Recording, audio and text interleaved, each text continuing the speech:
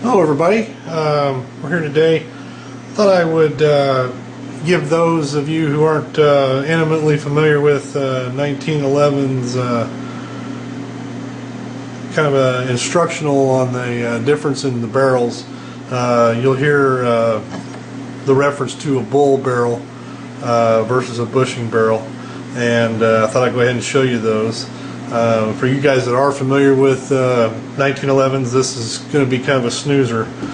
But anyway, what we have here is we've got two 1911s. We've got a commander size and a full-size government model.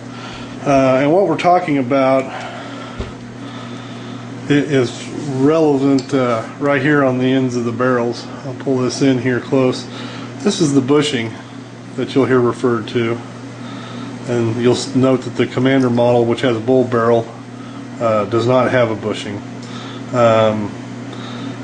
Other than seeing the obvious size difference, just looking right at the end of the barrels here, we'll go ahead and take these apart and show you the differences once we get inside and how the barrels look and everything.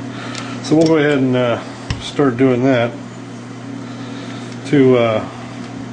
If you're not familiar, to deal with a bushing barrel, you just turn that bushing 90 degrees to the side. That releases the spring cap and your recoil spring.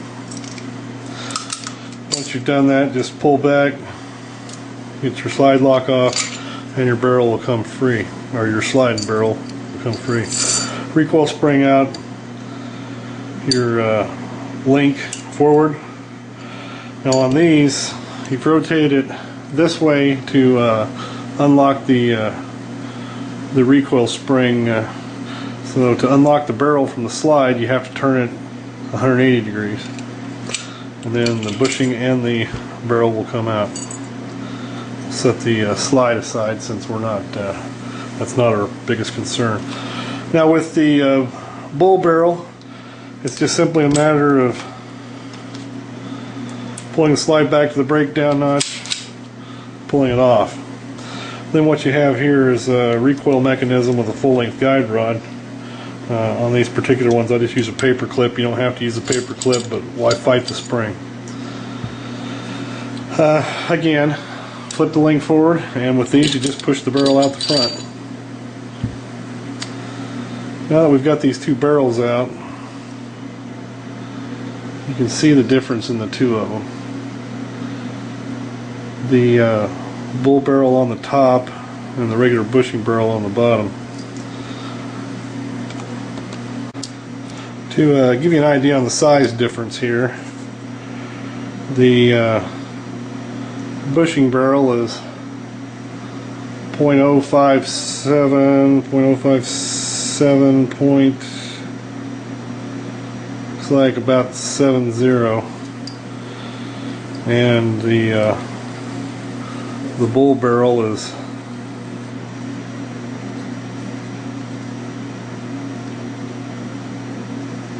about 0.702. Let's do it this way. Yeah, right at 0.70 inches. And like I say, you can as we turn this, you can see that this barrel is relatively flush here, and then it kind of tapers down. And the reason behind that is, in these shorter slides, as the recoil action takes place and it moves forward, that barrel actually drops down out of the lock position and down, and that taper allows that barrel to do that, because when it's in its fully back and locked position, you can see that it's very tight up against the slide itself. In the longer models, you get the same action with the barrel dropping down as it comes out of battery. It's only probably about a 1/16 of an inch that it drops. But you can see that there is some drop in it. But because of the extra length of the barrel, that bushing allows for that. Now you do see some Commander models. I have a 9mm model that also has a bushing barrel, but the bushing on it is only about half of this length here. It still allows for the barrel to drop. But you'll see that these bushings also do not fit overly tight on the barrels, and that's what allows that drop. Basically, the way these are cut is just inside here. This is tapered a little bit, and just inside here is where it's the tightest. The rest of the bushing, I don't know. Let me see if I can get a better light, because this one actually does have a small ridge in it. It gives you a better view of it. Alright, we got a little light for the subject here. If you look in there, you can see a small little ridge, and that small little ridge in there is your actual bearing surface on the barrel. The rest of that is just room to allow that barrel to flex inside that bushing.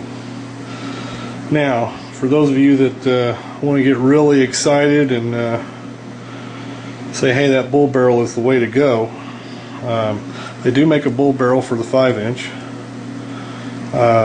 that's available commercially, and it does the same thing. Basically, what you'll do is when you go to fit your barrel, you eliminate the bushing, and then the bull barrel will set into the slide just like this one does.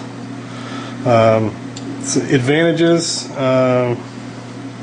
supposedly the idea with the bull barrel is it gives you a tighter lockup and doesn't allow the barrel to flex much. However, we'll get this one in here and you'll notice that it really doesn't have a lot of flex to it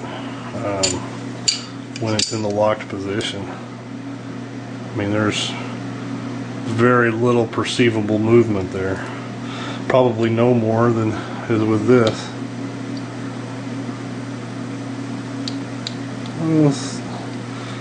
So, you know, it would be up to you and whether you felt that that was something you really needed to go with.